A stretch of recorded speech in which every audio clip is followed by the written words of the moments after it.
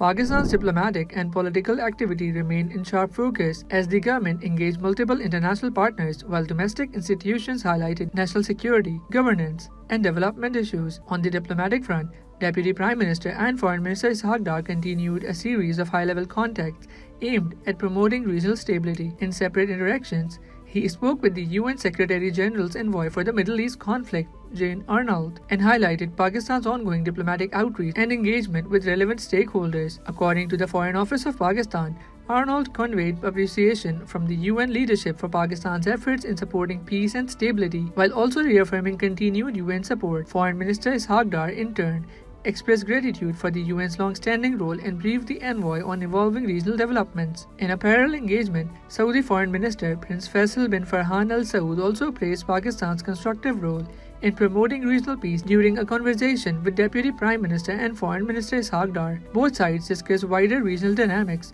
including maritime security concerns in the Strait of Hormuz and the importance of sustained coordination amid ongoing Iran-US engagement. Saudi Arabia reiterated its support for Pakistan's diplomatic initiatives, reflecting continued alignment on regional stability priorities. Pakistan's outreach also extended to the United States, where U.S. Chargé d'Affaires Natalie A. Baker met with Deputy Prime Minister and Foreign Minister Ishaq Dar to review the evolving regional situation and broader bilateral relations. The Foreign Office noted that Pakistan highlighted its facilitation role in communication channels between Washington and Tehran, while both sides discussed cooperation including the repatriation of seafarers through Singapore. On the domestic and strategic front, the National Assembly passed a unanimous resolution praising the armed forces' response during last year's conflict with India, referred to as Marka-e-Haq. Lawmakers commended Operation Bunyan-e-Marsoos, military leadership, and Pakistan's defense readiness across land, air, sea, and cyber domains. The resolution warned against any future aggression and reiterated Pakistan's stance that peace should not be mistaken for weakness.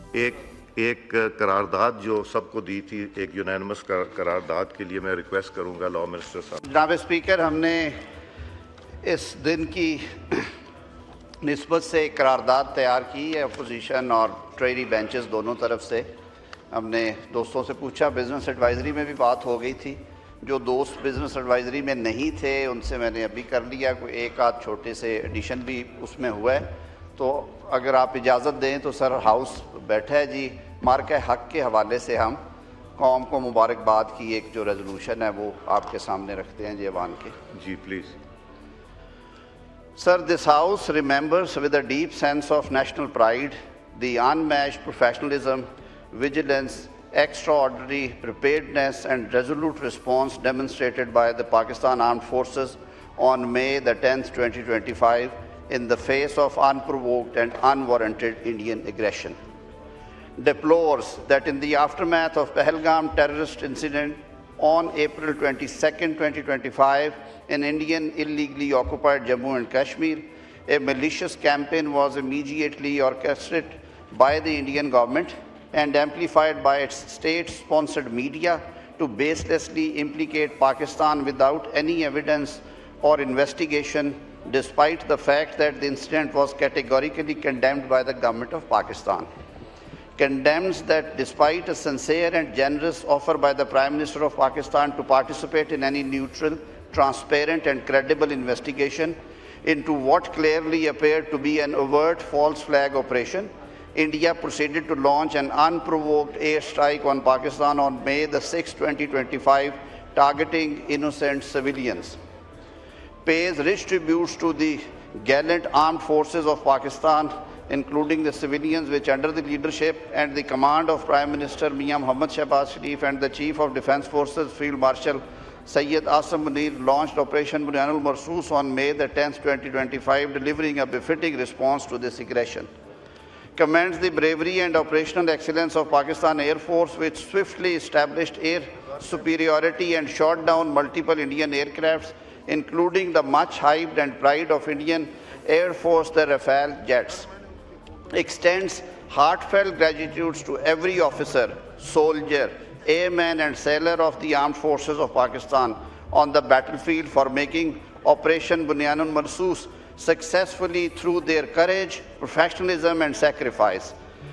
In its retaliatory strikes, our brave armed forces targeted and destroyed an Indian brigade headquarters, air force and aviation bases of the enemy, including BrahMos facilities, which had fired missiles in Pakistan and killed innocent civilians. Pakistan Air Force F-17 Thunderjet destroyed India's $1.7 billion most sophisticated S-400 air defense asset.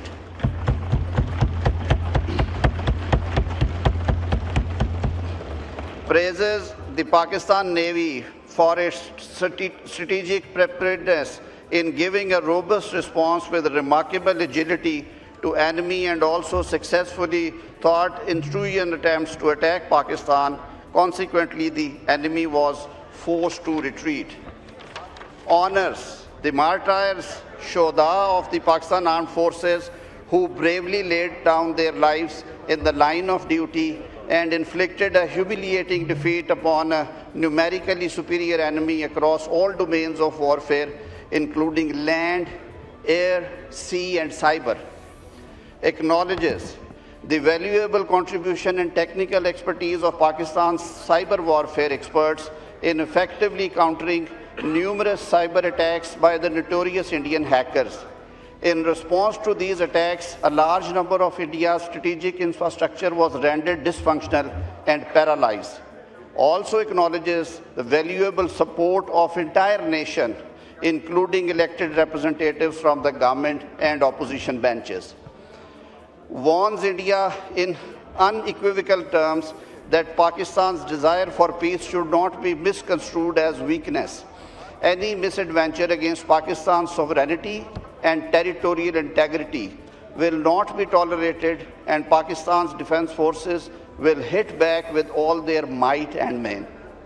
Reaffirms an unwavering resolve and determination of the nation to stand with the armed forces of Pakistan in defending the geographical and ideological frontiers of the motherland, come what may. Pakistan Zindabad. Now I put the resolution to the House. The question is that the resolution has moved be adopted. All those in favor of the resolution may say aye. All those against it may say no. I think ayes have it. Consequently, the resolution is adopted.